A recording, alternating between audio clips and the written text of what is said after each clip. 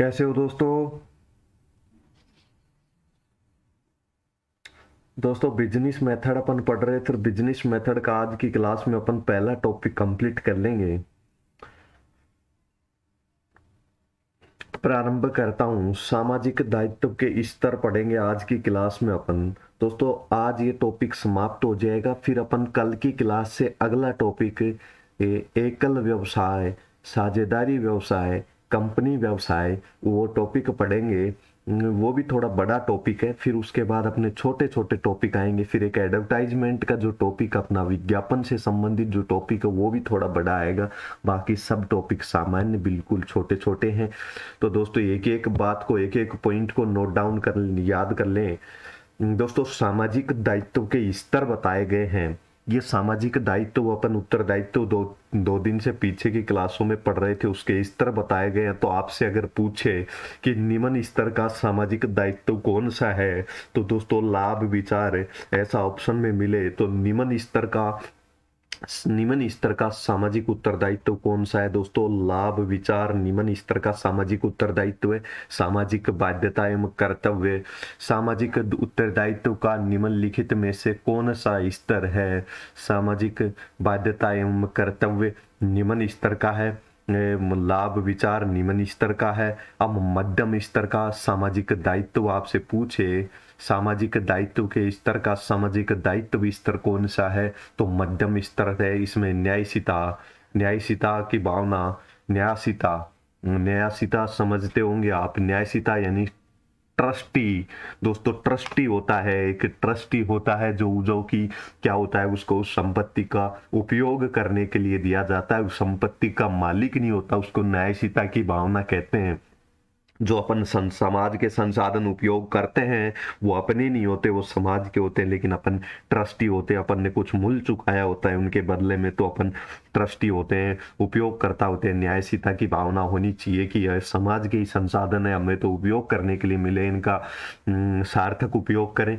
उच्चतम स्तर पूछे कि सामाजिक दायित्व का उच्चतम स्तर कौन सा है, तो जीवन किस्म का विचार उच्चतम स्तर है। जीवन किस्म का विचार उच्चतम स्तर है। सामाजिक संवेदनशीलता, समाज की समस्याओं का समाधान भी दे अगर इसके अलावा आपको, तो वो उच्चतम स्तर के अंदर आती है। मध्यम स्तर में न्यायशीता की भावना, निम्न स्तर में लाभ विचार, मध्यम स्तर में न्यायशीता की भावना, और जीवन किस्म का विचार उच्च स्तर में आता है। ये तीन बातें आपको याद रखना, ज्यादा टेंशन लेने की आवश्यकता नहीं है। व्यवसाय का विभिन्न वर्गों के प्रति सामाजिक उत्तरदायित्व।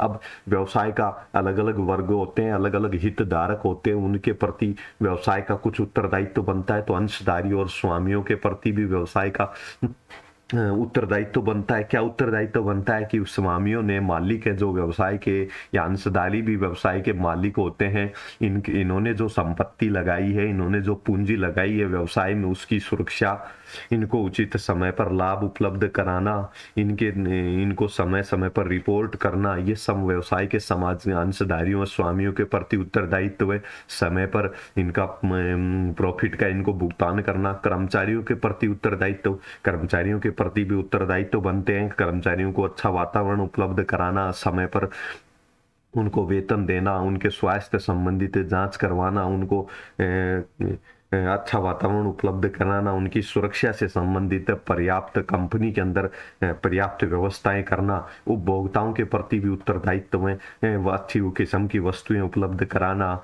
वस्तुएं योग्य हो, सुरक्षित हो, वस्तुएं सुरक्षित हो, योग्य हो, अच्छी किस्म की वस्तुएं उपलब्ध कराना, उचित मूल्य पर उपलब्ध कराना। ये सब बातें उपभोक्ताओं के प्रति उत्तरदायित्व हो गए। सरकार के प्रति समय पर टैक्स का भुगतान करना, सरकार के कानूनों का पालन करना, सरकार के दिशा निर्देशों की पालना सुनिश्चित करना।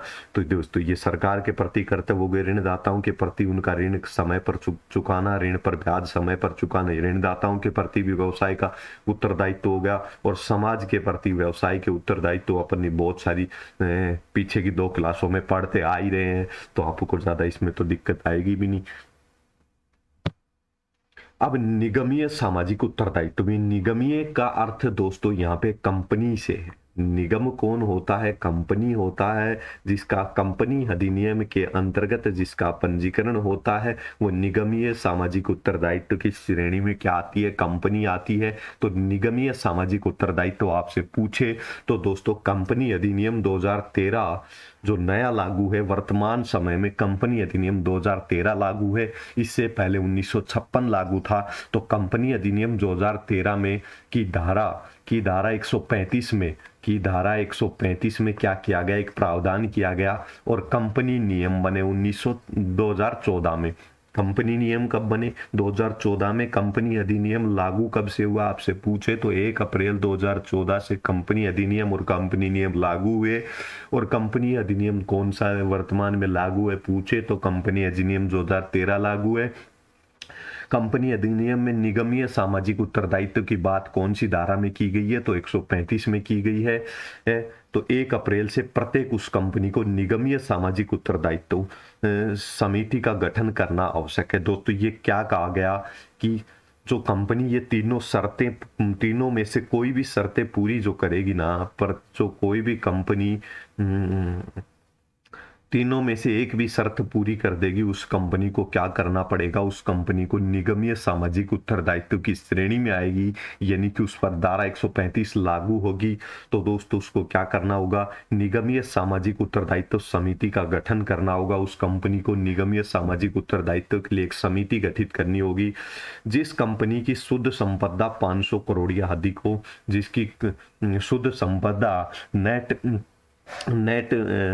वेल्थ बोलें या इसमें बोलें कि उसकी पूंजी, उसकी पेड अप कैपिटल, खुद शुद्ध संपदा यानी कि नेट वर्थ उसकी 500 करोड़ या अधिक हो, शुद्ध संपत्ति उसकी 500 करोड़ या अधिक हो, शुद्ध संपदा नेट वर्थ बोले 500 करोड़ या अधिक हो, तो वो उस कंपनी को क्या बनाना पड़ेगा? निगमीय सामाजिक उत्तरदायित्व समिति का गठन करना पड़ेगा।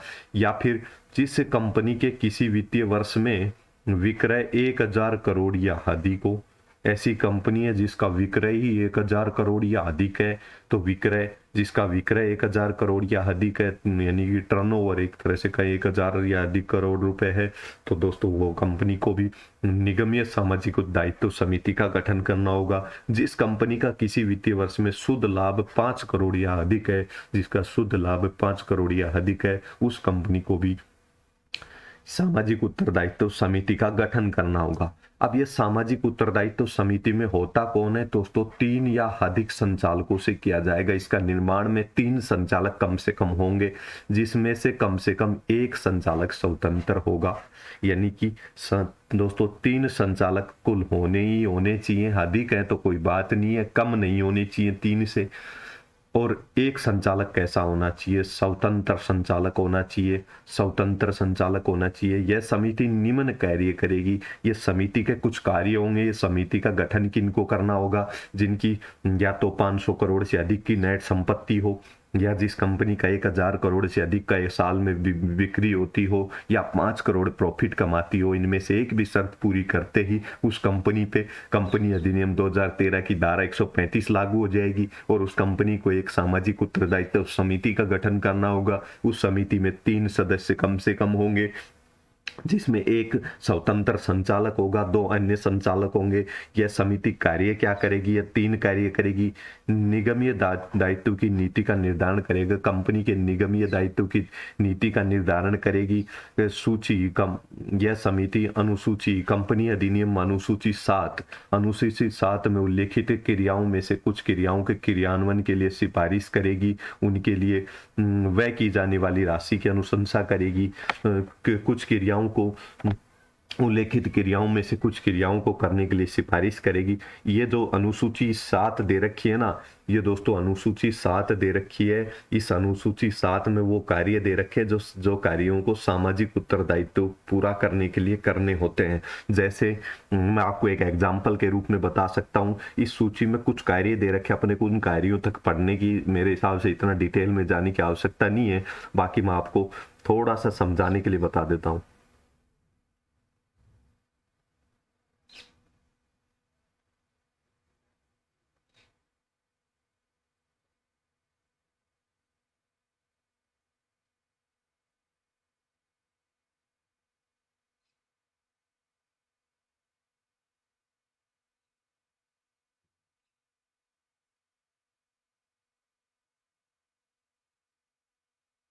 दोस्तों मतलब सामाजिक उत्तरदायित्व पे जो राशि व्यय करनी होगी, वो राशि किस मतलब क्षेत्र में व्यय करेंगे उसके संबंध में हम आपको थोड़ा बता देता हूँ। जो अनुसूची 7 में लिस्ट दे रखी है कि इन कार्यों पर कंपनी को अपने प्रॉफिट का कुछ परसेंट हिस्सा व्यय करना होगा, वो अपन आगे पढ़ेंगे।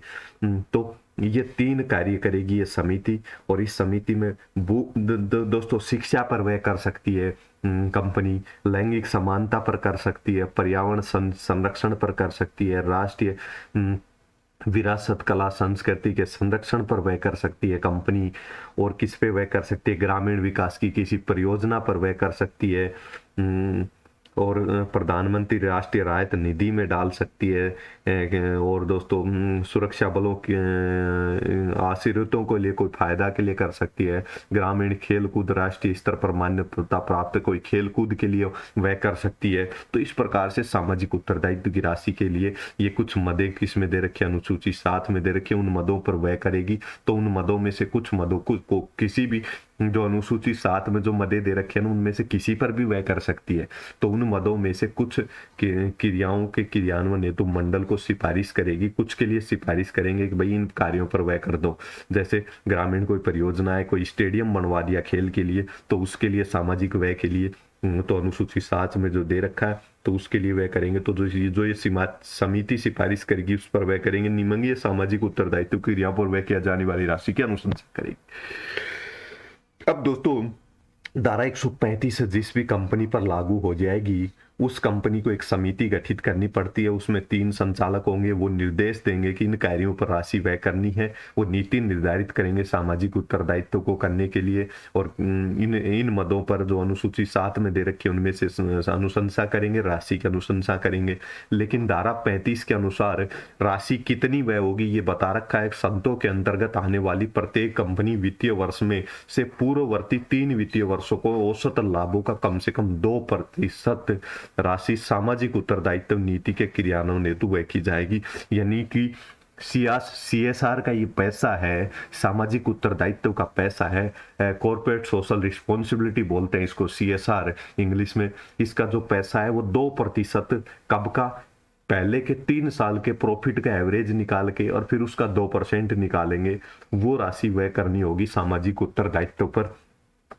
अब वो राशि व्यय करनी होगी, लेकिन मान लो दोस्तों एक साल किसी कंपनी का 5 करोड़ से अधिक का प्रॉफिट हो गया, बाद में उसका प्रॉफिट 4 करोड़, 3 करोड़, 2 करोड़, 4 करोड़ इस प्रकार से आ रहा है, तो दोस्तों उस पर जब एक बार धारा 135 लागू हो गई तो दोस्तों वो हमेशा लागू रहेगी। यानी कि एक बार किसी कंपनी पर CSR कॉर्पोरेट सोशल रिस्पॉन्सिबिलिटी सामाजिक उत्तरदायित्व निगमीय सामाजिक उत्तरदायित्व के प्रावधान अगर लागू हो गए तो उस पर हमेशा लागू रहेंगे, चाहे निर्धारित सीमा से कमी क्यों ना हो। तो दोस्तों ये बातें आपको समझ में आ गई होंगी, ऐसी मैं उम्मीद करता हूं। अब अगली क्लास लेके आऊंगा शानदार तरीके से, अगली क्लास भी लेके आऊंगा शानदार तरीके से, टेंशन लेने की कोई आवश्यकता नहीं है। एक एक पेज का आप स्क्रीनशॉट ले लें।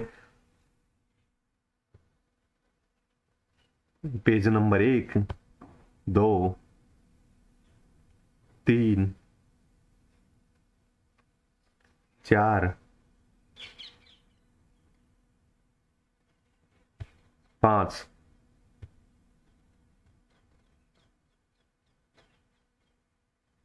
धन्यवाद दोस्तों। अब मिलेंगे अपन आगे, अगली क्लास के अंदर मिलेंगे आपसे। धन्यवाद।